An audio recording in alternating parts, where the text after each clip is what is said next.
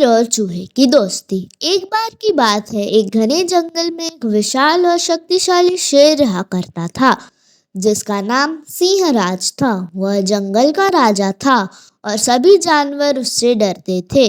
एक दिन कुछ चूहे खेलते खेलते शेर के पास आ गए।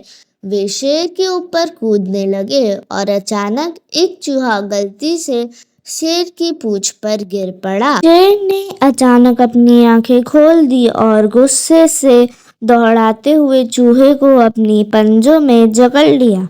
चूहे का दिल दिल से भर गया और वह कांपते हुए बोला, कृपया मुझे माफ कर दीजिए शेरराज, मैं बहुत छोटा हूँ। आप मुझे मारकर क्या करेंगे?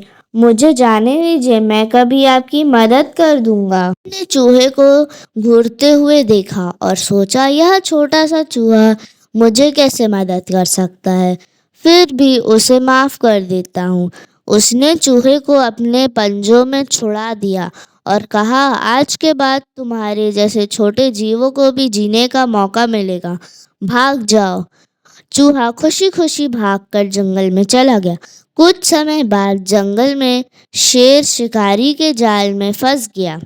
वह बहुत जोर से दहाड़ने लगा, लेकिन जाल बहुत मजबूत था और शेर खुद को नहीं निकाल पा रहा था।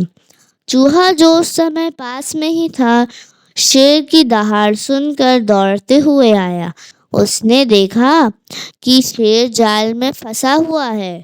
उसने अपनी छोटी सी दांतों से जाल को काटना शुरू कर किया। धीरे धीरे चूहे ने जाल को काट दिया और शेर जाल के बाहर निकल लिया। ने चूहे को देखा और हैरान होते हुए, तुमने सच में मुझे बचा लिया। मैं तुमसे बहुत बड़ा था, फिर भी तुमने मेरी मदद की।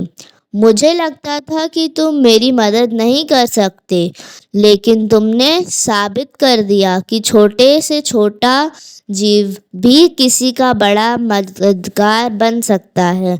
चूहा मुस्कुराया और बोला, शेरराज, याद रखिए, कभी भी किसी को उसकी सूरत में मत आंकिए। हर किसी में मदद करने की ताकत होती है, चाहे वह कितना भी छोटा क्यों ना हो। सीख।